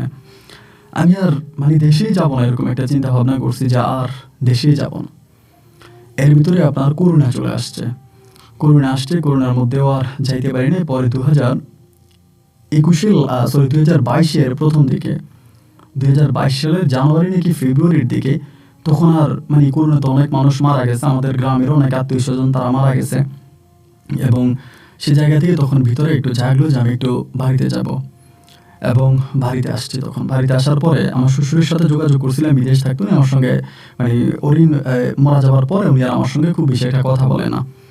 পরে বাড়িতে আসছে, আসার পর ওর কবর জিয়ারত করতে যাবো, আমার আম্মা বলে যে ওরা আমার সঙ্গে কথাবার্তা বলে না, আমরা ফোন দিলে কেটে দেয়, এবং মেয়ের বাবা বলতেছে তোর কারণে নাকি মেয়ে মারা গেছে, এবং এগুলাতে সেগুলো তার বাবা বলেন, তো আমাদের সঙ্গে তো কথা বলেন, আমরা কি করবো। বললো যে মা ঠিক আছে তুমি যাওয়ার দরকার নেই, আমি চাই। মা বলে তারপরেও তুই যাবি যদি তোর একটা ক্ষতি করে ফেলে। তো ওই যে আমাদের ছোট ভাই খোকন, ওই কিন্তু আমাদের সঙ্গে চলাফেরা করে, আমার সঙ্গেও চলে, আমার ছোট ভাইয়ের সঙ্গেও চলে। খোকনের নিয়ে তখন আমি অরিনের কবরের কাছে গেলাম। সতর্কতা আমার বউ ছিল না, আমার স্ত্রী ছিলেন, তার সঙ্গে আমি দীর্ঘ বছর সংসার করেছি, আমি তার কবর জিয়ারত করে শ্বশুর বাড়িতে গেছি, তারা দরজা আটকে ফেলছে। আমার শাশুড়ি জানালা খুলে বলতেছে আমার মেয়ে মারা গেছে, তুমি আমার বাড়িতে কেন আসছো? আমার বাড়ি থেকে চলে যাও।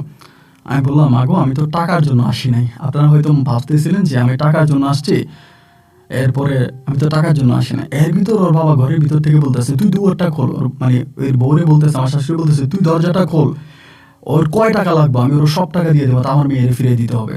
ওর কয় টাকা লাগবে আমি সব টাকা দিব, তা আমার মেয়েরে ফিরিয়ে দিতে হবে, তুই দরজা খোল, আমার আটকাইছিস কেন? আমি তখন বুঝতে পারলাম যে তাদের মুভ মেশান কিন্তু ভালো না, আমার গায়ে হাত তুলবে। তখন আমি এখান থেকে সম্মান নিয়ে খোকনের সাথে চলে আসি। আসার পরে বাড়িতে এসে কান্নাকাটি করি, ভালো লাগে না, মানে মনটা অত্যাধিক খারাপ লাগতেছে, কেমন জানি ভিতরটার মধ্যে খুব কষ্ট হইতেছে। এবং এইভাবে কষ্ট হইতেছে মানে কিচ্ছু আর ভালো লাগতেছে না, যার দিকটাতে পুরো অন্ধকার মনে হইতেছে। এবার ভালো না লাগার পরে আমি কখন আমার একদিন বলতেছে, ভাই আপনি মন খারাপ না করলে চলেন একটু কক্সবাজার থেকে ঘুরে আসি, আপনি তো কয়েকদিন পর আবার বিদেশে চলে যাবেন, চলেন কক্সবাজার যাই। পরে আমিও চিন্তা করলাম যে মনটা তো খারাপই, ভালো লাগতেছে না, কক্সবাজার যেহেতু আমাদের এখান থেকে বেশ কাছেই, তো একটু ঘুরে আসি, একটু ঘুরে আসলে ভালো লাগবে। এই বলার পরে আমি তখন করলাম কি, এই আমার এই ছোটো ভাই মনিরের সঙ্গে এই কি বলে আমার ছোটো ভাই এই খোকনের সঙ্গে তখন কক্সবাজার ঘুরতে গেলাম। যাওয়ার পরে মাগরিবের পর তো বিচের পাড়ে অনেক মানুষ থাকে, মাগরিবের পরে তখন এই বিচের পাড়ের ভিতরে টুলের মধ্যে আমি একটা পাশে বসছি। বসার পরেই আমি হঠাৎ করে তাকায় দেখলাম কি, ওদের বাড়ির মধ্যে মানে ওদের ওই এলাকার যে ছেলেটার সঙ্গে ওর খারাপ সম্পর্ক ছিল, মানে আমার বউ যে মারা গেছে অরিনের, ওই ছেলেটার সঙ্গে আমার শালি নৌরিন বসে আছে। নৌরিন যখন বসে আছে, নৌরিন তো আমার শালি, এর আগে আমি ওকে দেখছি, ওরা জমজি, দুজনে দেখতে একই রকম। তো আমি চিন্তা করলাম, এই ছেলে বড় বোনের সাথেও প্রেম করলো, মানে বড়টার সাথেও করলো, ছোটার সাথেও করতেছে, মানে ওই ছেলেটা আর কি, ওদের বাড়িরই ছেলে, মানে ওদের এলাকার আর কি। পরে আমি বললাম, দেখ কত খারাপের খারাপ। ও বলে, ভাই কথা বলেন না গিয়া। আমি বললাম, দূর বেটা, এগুলোর সাথে কী কথা বলবো? বলে, আপনার কথা বলেন না, শুনে আপনার শালি, বউ মারা গেলে কি শালি কি আলাদা হয়ে যায় নাকি? জান, একটু কথা বলেন। এই কথা বলার পরে আমি ওখানে গিয়ে যখন এই আপনার বেঞ্চের সামনে দাঁড়াইলাম, ওই আমার দেখা লাভ দিয়ে দাঁড়াই গেছে। লাভ দিয়ে দাঁড়াই বলতেছে কি, তুমি এখানে? মানে লাভ দিয়ে দাঁড়াই বলছে, তুমি এখানে? যখন তুমি বলছে তখনই আমার ভিতরে খটকা লেগে গেছে। আমার শালিকা নৌরিন, ওই তো আমার কোনোদিনও তুমি বলতো না, ওর সঙ্গে ও দু একবার যখন দেখছে আমার ভাই এ বলতো বা আপনি বলতো, আর আমাকে দেখলে ওভাবে চমকে ওঠার তো কিছু না, কারণ ও তো জানে আমি দেশে আসছি। এদিকে তার কি বলছে তুমি এখানে, মানে ওর চোখ মুখ আমি সম্পূর্ণ দেখতেছি ও অরিন, ও নরিন না, এটা অরিন। একথা বলার পরে তুমি এখানে বলি, ও তখন এমনভাবে বলছে, কারণ আমি তো সংসার করছি, আমি তো জানি রে ভাই। ওই তখন ছেলেটা নিয়ে ওখান থেকে চলে যাচ্ছে, আমি তখন রাখতেছি না, অরিন তারা দাঁড়ানো চলে গেছে। কখন এসে বলতেছে, ভাই কি হয়েছে? আমি বলে, এই বেটা ঘটনা আছে শোন। বলে, কি ঘটনা? আমি বললাম, আমার বউ মরে নাই, এটা অরিন। ও বলে, কি করে এটা? আমি বললাম, হয় এটা অরিন বেটা, এটা অরিন, এটা নরিন না, এটা অরিন। ও বলে, আপনি শিওর? আমি বললাম, আমি 100% শিওর, 100% শিওর এটা অরিন। তখন বলে, ভাই বলেন কি? আমি বললাম, হ্যাঁ, ডিএনএ টেস্ট করা, এইটা অরিন, এটা নরিন না। এই ঘটনার মধ্যে গিয়ে তখন আমার বিদেশেরও টাইম হয়ে যেতেছে। আমি তখন কি করব, এই ঝামেলায় পড়ে তখন আমি বিদেশের পথে রওনা দিছি। এই ঘটনার কিছুদিন পরে আমার ফ্লাইট, আমি আর ঝামেলা থেকে আমি বিদেশ চলে গেছি। কিন্তু দায়িত্ব দিয়ে গেলাম খোকনরে, যে খোকন তুই এটা তদন্ত বের করবি, তুই এটার তদন্ত বের করবি যে আসলে এই মেয়ে কে, এটা অরিন না নরিন, তুই বের করবি। তখন খোকনের সঙ্গে আবার ভালো ভালো প্রশাসনিক লোকদের হাত ছিল, তখন বিভিন্ন প্রশাসনদের সঙ্গে কথাবার্তা বলতে শুরু করে, আলোচনা করতে শুরু করে। ওর বাবার কাছে তখন নোটিশ চাইতেছে যে আপনার মেয়ে কোনটা মারা গেছে, এটা অরিন না নরিন, আমরা এটা লাশ উঠাবো। আপনার মতে অরিন বড়, নরিন ছোট? আপনি যেটা বলছেন আর কি, একসঙ্গেই তো হয়েছে, হসপিটালে তো ওদের ইয়ে আছে, তা আমরা এটা আসলে নরিন মারা গেছে না অরিন মারা গেছে, আমরা লাশ উঠাবো। লাশ উঠে আমরা এটা পোস্টমর্টম করবো যে আসলে এই মেয়ে কে। এই ঘটনার ভিতরে ওর ভাবা করছে কি, এই বাড়িও সবকিছু সাইডে তখন পালাইছে। থানা থেকে যখন চাপ দেওয়া হয়েছে, ম্যাজিস্ট্রেট যখন আসছে যে আমরা এটা যাচাই বাছাই করবো যে এটা আসলে আপনার মেয়ে কোনটা মারা গেছে, আমরা যাচাই বাছাই করবো, তখনই বাড়িঘর সবকিছু ছেড়ে পালাইছে। পালানোর পরে আমার ভিতর তখন ঢুকে গেল যে না, ঘটনা তো খারাপ। আমি বিদেশ থেকে তখন খোকনকে বলছি, খোকন তুই চালায় যা। তখন খোকন চালাইতেছে। এইবার ধরেন আপনার এরকম করে সময়গুলো কাটতে আমি প্রতিনিয়ত আমার শ্বশুরের নাম্বারে ফোন দিই। আপনার আমার কাছে শ্বশুরের নাম্বারে ফোন দিতেছি, একদিন ধাপ করে না কলটা ঢুকছে। ঢোকার পরে আমার শাশুড়ির ফোনটা ধরছে, ধরে আমার শাশুড়ি কান্না করতেছে। শাশুড়ি কান্না করতেছে, কি হয়েছে আপনি কান্না করেন কেন? আপনার মেয়ে তো মারা গেছে বহু বছর আগে, এখন কেন কান্না করেন? বাবারে আমার মাফ করে দাও, আমাদেরকে মাফ করে দাও, আমাদেরকে বাড়ি ফিরে যেতে দাও, আমাদেরকে বাড়ি যেতে দাও, তুমি বাবা আমাদেরকে মাফ করে দাও, তোমার টাকা আমরা খাইনি। আচ্ছা আমার টাকার দরকার নাই, আমার টাকার দরকার নাই গো মা, আমি টাকা চাই না, কিন্তু সঠিক ঘটনাটা জানতে চাই যে ঘটনাটা কি, কি ঘটছিল মূলত ওইটা আপনি আমারে বলেন, আমার টাকা দিতে হবে, আমি টাকা চাই না, লাগলে আমি আপনাদেরকে আরো দিব, বলেন। তখন আমার শাশুড়ি বলে, বাজান রে শোনো, আসলে মূলত আমার মেয়ে নওরিন, তার তো আমরা বিয়ের শাদী দেই নাই, তার যায় ঝামেলা ছিল, সে তোমার শ্বশুরের সাথে রাগ করে সে বিষ খেয়ে মারা গেছে। এখন সে যখন মারা গেছে, হঠাৎ করে তোমার শ্বশুরে তখন আমারে বলতেছে, মেয়ে তো নওরিন মারা গেছে, আমরা সবাই বলবো অরিন মারা গেছে, অরিন মারা গেছে, কারণ অরিনের স্বামী তো অরিনের কাছে অনেক টাকা পাবে, আমাদের তো সেই টাকা দেওয়া লাগবে, আমাদের সেই টাকা দিতে হবে। এই কথা বললে এখন আমরা এটা চালাই দিব যে নওরিন মারা অরিন মরছে, আমরা এটা বলবো। তখনই তারা গিয়ে অরিনে ধরছে যে অরিন আজকে থেকে তুই নওরিনের ভূমিকা অভিনয় করবি, আমরা সবাই বলবো যে এই তুই নওরিন, অরিন মারা গেছে। তোমার শ্বশুর তখন বাবা এই কথা মানছে, মানার পরে আমরা তখন করলাম কি যে এমনি এমনি আমরা এটা করছি, বাবারে তোমার টাকা আমরা দিয়ে দিব, আমাদেরকে একটু সময় দাও, আমাদেরকে বাড়ি ঘরে যাইতে দাও, আসলে মূলত তোমার বউ মারে না, আমার মেয়ে ছোটটা মারা গেছে, নওরিন মারা গেছে। তা আমি ভাই যখন সাগর পাড়ে দাঁড়ায় আমার দেখে বলতেছে তুমি এখানে, আমি তো তখনই বুঝে গেছি আমার শালি তো আমার কখনোই তুমি বলবে না, আর শালি আমার দেখলে নর্মালি বলবে যে ভাইয়া ভালো আছেন, মনির ভাই ভালো আছেন, বা ভাইয়া ভালো আছেন, ভাইয়া আপনি এখানে, এটা বলবে, কিন্তু তুমি এখানে এটা বলবে না, এটা আমার বউ। তখন আমি আমার শ্বশুর আমার টাকা দেন, শ্বশুর আমার বলে আমার বাড়ি যেতে দাও, যে ঠিক আছে আপনি বাড়িতে আসেন। আমি আমার শ্বশুরের বাড়িতে আসতে দিলাম, যে ঠিক আছে আপাতত খোকনরে বললাম যে যেহেতু ওরা স্বীকার করছে তো একটু বন্ধ রাখ, এরপরে দেখি ওরা সামনে দিকে আর কতটুকু খেলতে পারে। এখন বাড়িতে আসার পরে আমার শ্বশুর আমারে 2 দাগে দিছে, জমি জমা বিক্রি করে, এক দাগে আপনার 8 লাখ টাকা দিছে, আরেক দাগে আপনার 10 লাখ টাকা দিছে, তাহলে টোটাল 18 লাখ টাকা আমার শ্বশুর আমাকে দিছে। এবং বাকি টাকাও উনি দিয়ে দিবে, উনি জমি বিক্রি করার জন্য ট্রাই করতেছে, জমি বিক্রি করতে হলে উনি বাকি টাকাও দিয়ে দিবে, আমাকে এগুলো বলতেছে। তাই আমি বললাম যে ঠিক আছে আপনি আমার জমি বিক্রি করেন, বাকি টাকা আমার দিয়ে দেন, উনি দিয়ে দিবে, আমার বলছে আমি দিয়ে দিব। 18 লাখ টাকা দিয়ে দিছে, 50 লাখ টাকা দিবে, মানে ওদের জন্য আমার দাবি ও ডিমেন্ড হচ্ছে 50 লাখ বাকি টাকা দিবে। তো এরই মাঝে কিছুদিন পরে, এই ঘটনার কিছুদিন পর আমি এখানে আরেকটা কথা বলে রাখি, ওর বাবা মা বলতেছে কি, মানে অরিনের বাবা মা বলতেছে যে মূলত অরিন নাকি আমাদের টাকাগুলো নিয়ে গেছে। অরিন এই যে জমি বিক্রি করছে, জমি বিক্রি করে ও আরেক ছেলেকে বিয়ে করে ফেলছে, ওই ছেলেকে বিয়ে করে ওই ছেলেকে সব টাকা দিয়ে দিছে, ওই ছেলের ব্যবসা বাণিজ্য ধরাই দিছে, ওই ছেলের ব্যবসা বাণিজ্য করাইতেছে, গার্মেন্টস লাইনে নাকি ছেলে কোন ব্যবসা করে ওই ছেলেকে সব টাকা দিয়ে দিছে, ওর বাপ মায়ের কোনো টাকা দেয় না। এটা হচ্ছে মানে অরিনের বাবা মায়ের কথা। আপনার কিছুদিন আগে অরিন আমার নাম্বারে কল দিছে, কল দিয়ে বলতেছে যে আমি বললাম তুমি এরকম করে চিটিং করলা তোমার বাপ মায়ের সঙ্গে, আর তোমার বাবা এখন জমি বিক্রি করে আমার টাকা দেয়। ও বলে দিব না, আমার বাবা টাকা নিয়ে গেছে তা তোমার দিব না। আমি তো শুনলাম জমি বিক্রি করে নাকি তুমি টাকা নিয়ে যে ছেলের বিয়ে করছো তার সঙ্গে তারে দিয়ে দিছো। ও বলে কে বলছে আমি বিয়ে করছি, আমি বিয়ে করি নাই। আমি বললাম তা বিয়ে যদি না করো ওই ছেলের সঙ্গে তোমার কক্সবাজার দেখলাম ওইটা কি? বলে ওর সঙ্গে আমার প্রেম, কিন্তু ব্রেকআপ হয়ে গেছে, আমরা এখন একসঙ্গে থাকি না। আমি বললাম ও আচ্ছা, প্রেম করলে কি কক্সবাজার যাওয়া যায় বয়ফ্রেন্ডের সঙ্গে? ও বলে তুমি বুঝবা কি, তুমি তার এসব বুঝো না। হ্যাঁ বললাম আসলেই বলছো, আমি বুঝি না। তোমার বাপ তুমি তোমার মা কি পরিমাণের চালাক তোমরা হইতে পারো, মরে গেল নওরিন বানাই দিলা অরিন। ও যখন বলে যে আমার বাপ এগুলো করছে, আমি করিনি। আমার বোন মারা যাওয়ার সঙ্গে সঙ্গে আমার বাবা এসে আমার জড়াই ধরে বলতেছে সবার কাছে বলবো যে তুই মারা গেছস, নাহলে তোর জামাই টাকা আমরা দেওয়া লাগবে, আমরা টাকা টাকা কই পাবো।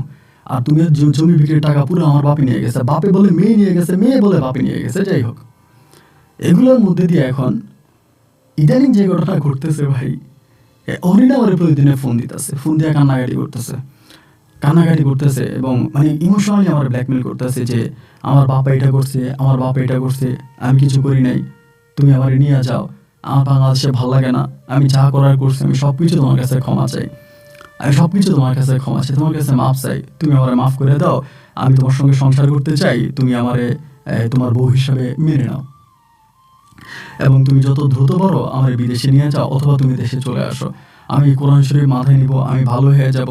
আমি তখন বললাম তা তোমার কাছে যে আমি টাকা পাবো তোমার বাবার কাছে, এই টাকা মাইর দেওয়ার জন্য বলতেছো? ও বলে আমার কোরআন মাথায় দাও, আমার বাবা থেকে তুমি টাকা নাও, সমস্যা নাই, আমার বাবা তোমার টাকা দিয়ে দেবে। কিন্তু আমি আসলে মানুষ বুঝতে পারিনি, আমি অপরাধ করে ফেলছি, আমি অন্যায় করে ফেলছি, তুমি আমাকে মাফ করে দাও, আমি চরম অপরাধ করছি, এর থেকে বড় অপরাধ আর হতে পারে না, আমি তোমার কাছে ক্ষমা চাই, তোমার কাছে হাতে পায়ে ধরে মাপ চাই, তুমি আপাতত মানে আমাকে মাফ করে দাও এবং মাফ করে দিয়ে তুমি আমাকে হচ্ছে তোমার সঙ্গে রাখো, তোমার সঙ্গে সংসার করতে চাই, আমি তোমার জীবনে ফিরতে চাই।